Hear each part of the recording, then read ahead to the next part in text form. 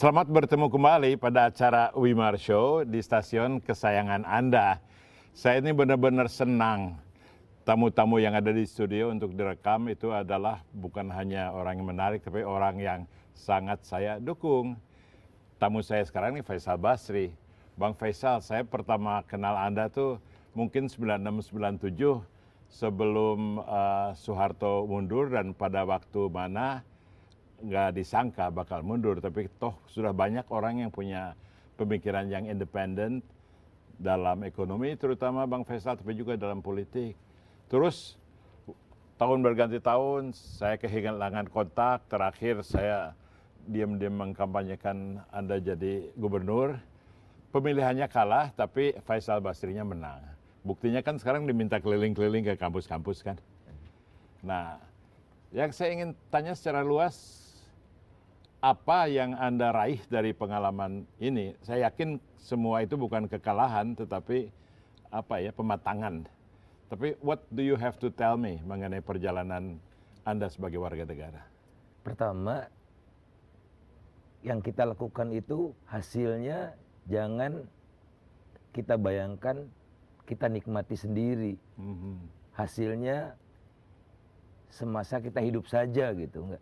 Tapi mungkin buat orang lain, apalagi saya di pengajaran kan Bang Wimar kan. Ya memang dasarnya di situ ya. Kebahagiaan yang paling tinggi barangkali tatkala kita menghasilkan orang-orang yang jauh lebih baik dari kita, dan semakin lama semakin banyak, dan mereka mengisi berbagai macam kehidupan, profesi, dan membanggakan gitu. Itu yang luar biasa gitu. Saya tidak meraih gelar kesarjanaan tertinggi doktor, tapi alhamdulillah murid saya, ruang doktornya udah ratusan, ribuan barangkali. Itu kebahagiaan. Itu betul. Saya kenal banyak sekali anak didik Anda yang sudah jadi orang hebat. Tapi kalau dibilang Bang Faisal senang mendidik orang yang menjadi lebih baik dari Anda, itu konsep yang bagus, tapi saya rasa nggak betul itu. Nggak banyak orang yang lebih baik dari Anda, atau nggak baik. Apalagi kalau kita lihat di dalam pilihan politik 2014 ya. Paling itu juga adik Anda kali, Sri Mulyani, ya itu yang bagus. Yang lainnya susah kalau saya putar-putar otak. Mengapa sejak dinamika kita di tahun 90-an yang kelihatannya menghasilkan banyak kader, kok banyak yang tidak memenuhi harapan? Atau itu pertanyaan filosofis. Ini yang operasional aja. Sekarang, apa yang harus dilakukan oleh warga seperti saya menghadapi pilihan politik yang terbatas? Apa kita harus milih antara Abu Rizal Bakri dan Prabowo, atau kita bisa berharap mendapatkan tokoh lain, dan bagaimana caranya kita? Kalau kebanyakan di kita ini tipenya sprinter.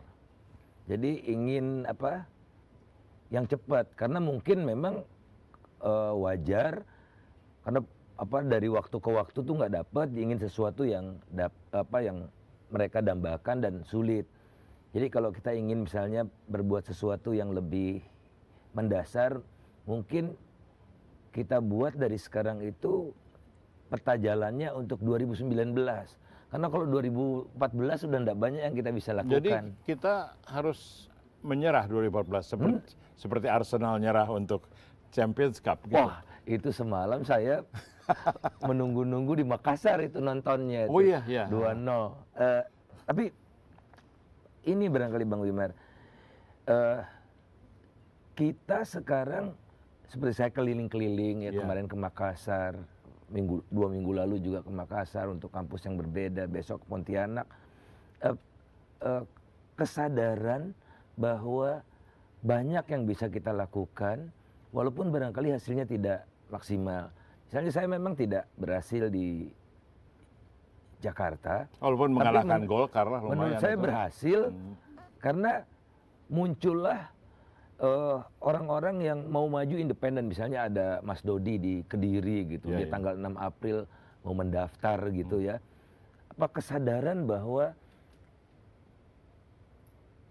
kehidupan bernegara berbangsa ini tidak habis dibagi hanya kepada partai politik. Kita pun bisa berbuat banyak. Misal kemarin saya ke Makassar, ngobrol sama auditor-auditor, korporasi-korporasi, kalau perusahaannya itu makin independen, perusahaannya itu makin bersih, transparan, itu politisi makin susah gerayangi kan. Iya. Jadi kita ada tiga komunitas lah katakan, business community, political community, dan civil society.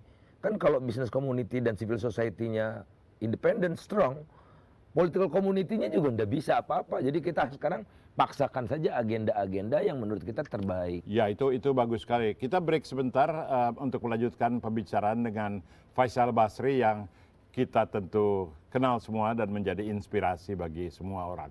Ini Wimar Show.